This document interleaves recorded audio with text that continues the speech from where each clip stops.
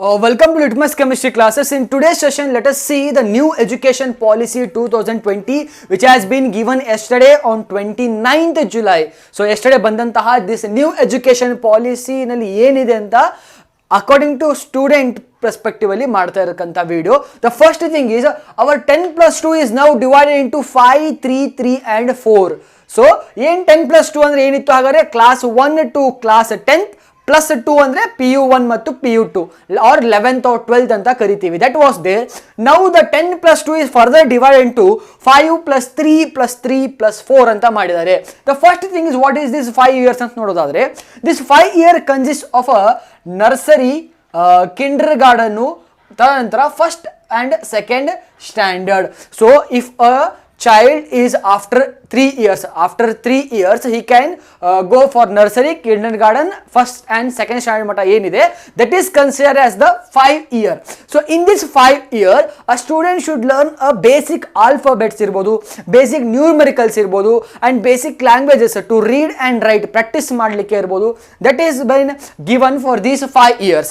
Next bartakanta 3 years ana nodidre ನಾವು this 3 years is nothing for the third standard, fourth standard ಹಾಗೂ fifth standard. See this third, fourth and fifth standard students ಗೆ ಏನು implement ಮಾಡ್ತಾ ಇದ್ದಾರೆ ಅಂದ್ರೆ the first thing is these students should get a regional language ನಲ್ಲಿ ಅವರಿಗೆ ಅಭ್ಯಾಸವನ್ನು ಕೊಡಬೇಕಂತ ಹೇಳ್ತಾರೆ if state government allows. So ಈಗಾಗಲೇ ನಮ್ಮ ಹತ್ರ ಕನ್ನಡ ಮೀಡಿಯಂ ಇದೆ, ಇಂಗ್ಲಿಷ್ ಮೀಡಿಯಂ ಇದೆ. in case if they want to do mandatory also it is acceptable. The thing is these 3, 4 and 5th class students basic ಆಗಿ ರೀಜನಲ್ ಲ್ಯಾಂಗ್ವೇಜ್ ನಲ್ಲಿ ಓದಿದರೆ they will get a very good knowledge about their mother tongue ಅನ್ನೋದಕ್ಕೆ ಇದನ್ನ ಹೇಳಿದ್ದಾರೆ. Next thing is basic of all courses, ಅದು science ಇರ್ಬೋದು, mathematics ಇರ್ಬೋದು ಅಥವಾ ಲೈಕ್ ಹಿಸ್ಟ್ರಿ ಇರ್ಬೋದು, ಜಾಗ್ರಫಿ ಇರ್ಬೋದು, ಯಾವುದೇ ಒಂದು ಸಬ್ಜೆಕ್ಟ್ ಇರ್ಬೋದಲ್ಲ ಅವುಗಳ ಬೇಸಿಕ್ ಅನ್ನು ಅಡಾಪ್ಟ್ ಮಾಡಲಿಕ್ಕೆ ಹೇಳಿದ್ದಾರೆ for third, fourth and fifth standard ಸ್ಟೂಡೆಂಟ್ಸಿಗೆ ಕಡಿಮೆ ಲೆವೆಲಲ್ಲಿ ಟು ಇಂಪ್ಲೈ ದಟ್ ಅಂತ ಹೇಳಿದ್ದಾರೆ in order to have a better knowledge towards those upcoming ಬರ್ತಕ್ಕಂತಹ ಫರ್ದರ್ ಸ್ಟಡೀಸ್ನಲ್ಲಿ ಬರ್ತಕ್ಕಂತಹ ಸಬ್ಜೆಕ್ಟಿನ ಬೇಸಿಕ್ನ ನೀವು ಥರ್ಡ್, ಫೋರ್ತ್ ಮತ್ತು ಫಿಫ್ತ್ಗೆ ಕೊಡಬೇಕು ಅಂತ ಹೇಳ್ತಾರೆ in new education policy of 2020. And next comes the 3 year that is very important for the 6th student and the 7th and the 8th standard students ige. So 6th, 7th, 8th standard students ige it is a very crucial decision which has been taken by the Indian government anta helabodu.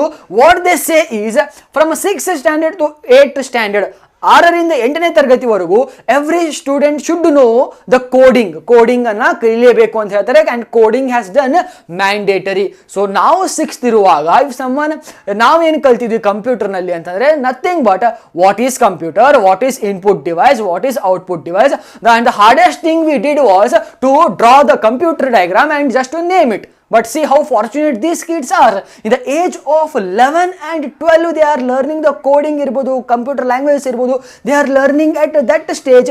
Why this decision has been taken? Because in order to get a technical skills improve adre like in technological way in this kind of coding and all it will help the in future for the nation. So nation development always depends upon the education itself.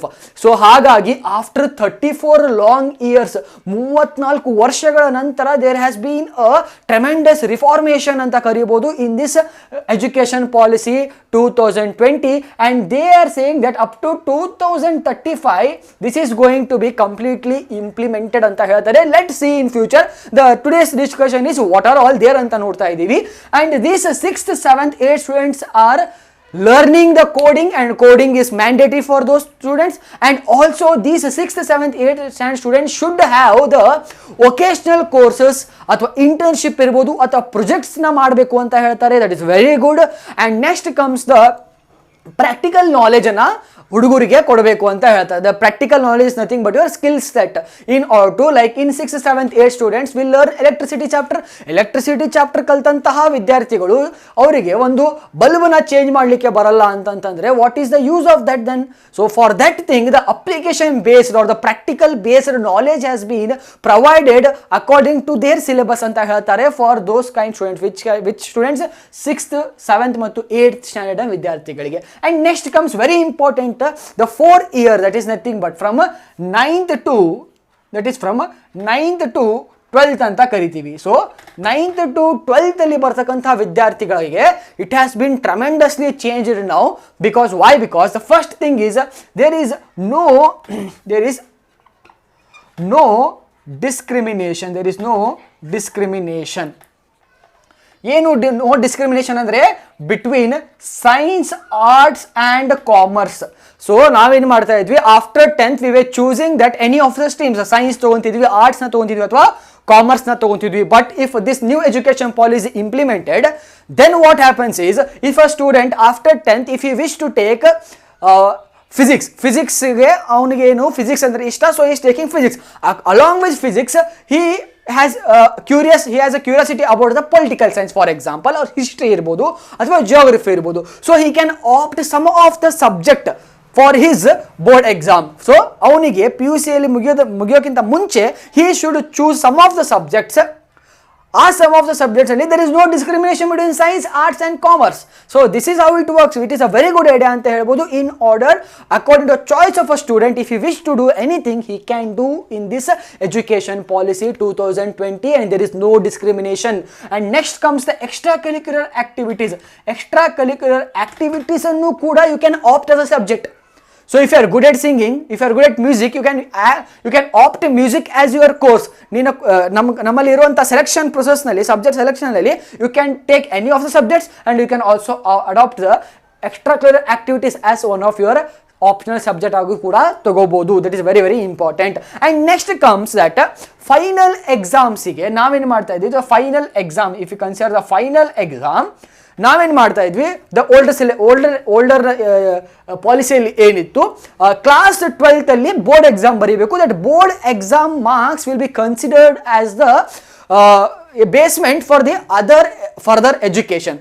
ಮುಂದೆ ಮಾಡ್ತಕ್ಕಂಥ ಎಲ್ಲ ಎಜುಕೇಷನ್ಗೆ this class 12th ಅಂದರೆ PUC second year marks ಅನ್ನ requirement ಇತ್ತು. But now what is happening here is board ಎಕ್ಸಾಮ್ನ ಪ್ರೆಷರ್ನ ಕಡಿಮೆ ಮಾಡಲಿಕ್ಕೆ, in order to decrease the stress of board exam on students, first thing is the syllabus is going to be decreased, ಅಂದರೆ ಕಡಿಮೆ ಮಾಡ್ತಾ ಇದ್ದಾರೆ. Along with that, in order to eliminate the stress of students for the board exams, what they are doing is the final exam ಏನು ಬರೀತಾರೆ, that is board exam ಏನು ಬರೀತಾರೆ, ಅಲ್ಲಿ ತೆಗೆದುಕೊಂಡಂಥ marks ಅಷ್ಟೇ ಅವರ ಫೈನಲ್ ಮಾರ್ಕ್ಸ್ ಅಲ್ಲ.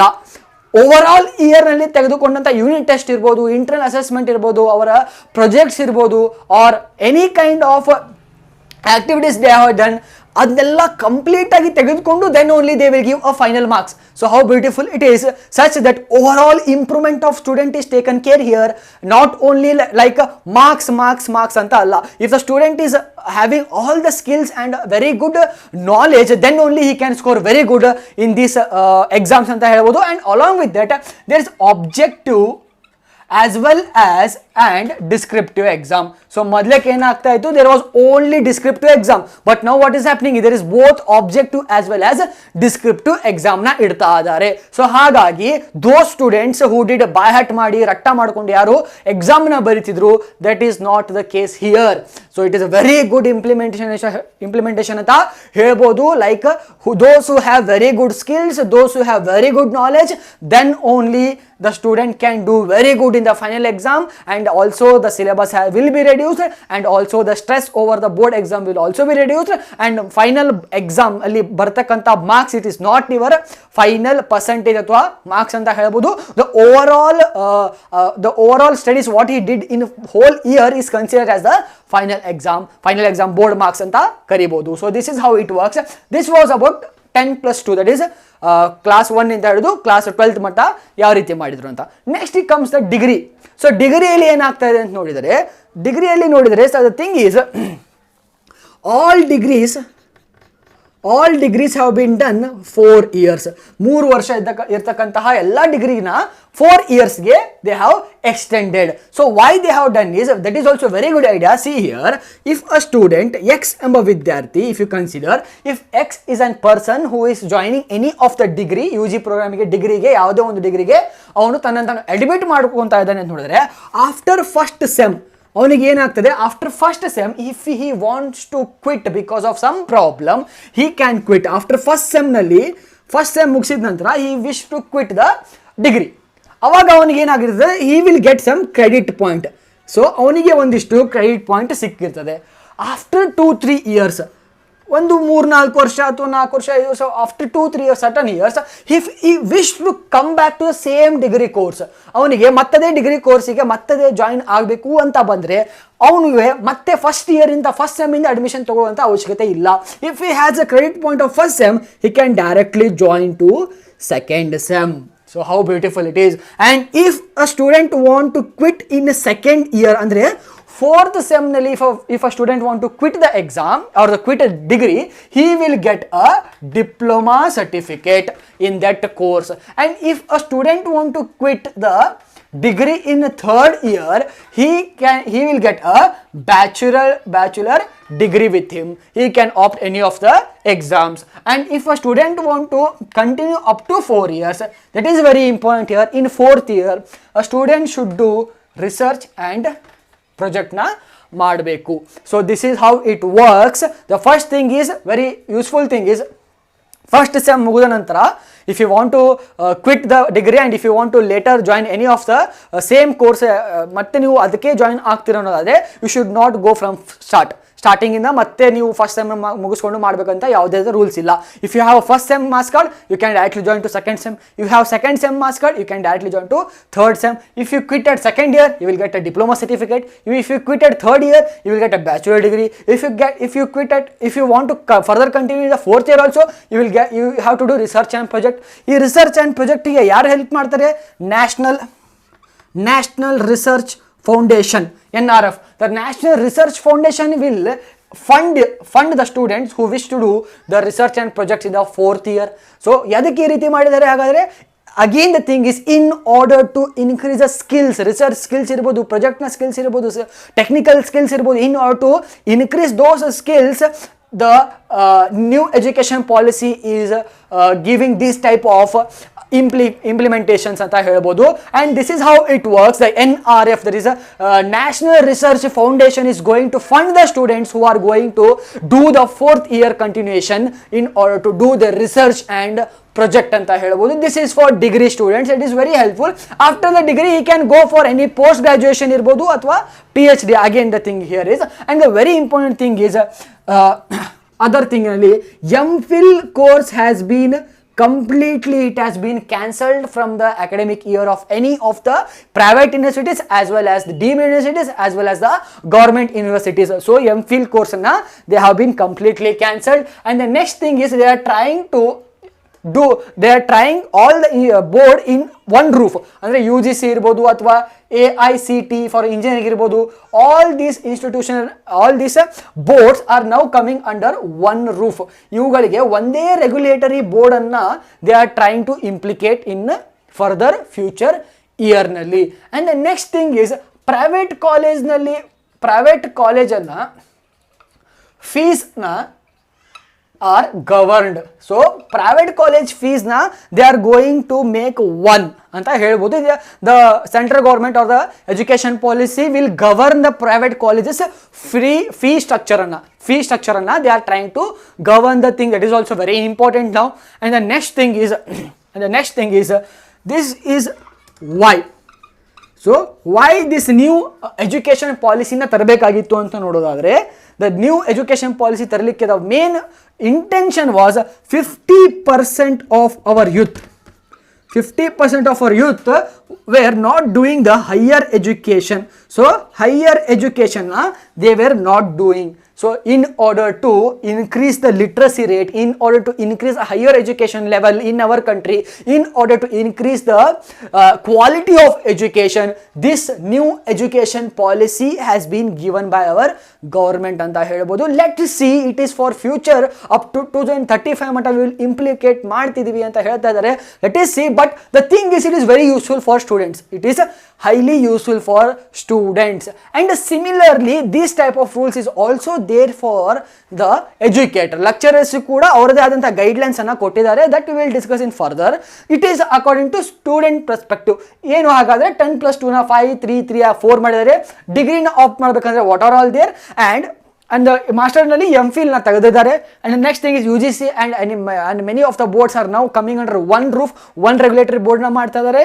ಅಂಡ್ ದ ಪ್ರೈವೇಟ್ ಕಾಲೇಜ್ ಮೇಲೆ ಇರುವಂತಹ ಫೀಸನ್ನು they are trying to govern those things also. And ಈ ಒಂದು ಎಜುಕೇಷನ್ ಪಾಲಿಸಿ ಎದಕ್ಕೆ ಅಂತ ನೋಡಿದ್ರೆ, one thing is 50% of the youths are not doing higher education and we are lacking of skills in our education system. ನಮಗೆ ಯಾವುದೇ ರೀತಿಯ skills ಇಲ್ಲ. And next thing is technical skills ಅನ್ನೋದು ಬಹಳಷ್ಟು ಜನಕ್ಕೆ ಇಲ್ಲವೇ ಇಲ್ಲ. So for that thing the new education policy will empower our education system, and I am sure that those students who are going to learn this implicated policy of education are going to get very good quality of education anta helabodu. Sometimes I feel jealousy now because we didn't had these type of opportunities anta helabodu. It's okay, for the future generation it is going to help anta helabodu. And first thing is, and please do like, share and subscribe, and also press the bell icon in order to get the further notification. Thank you.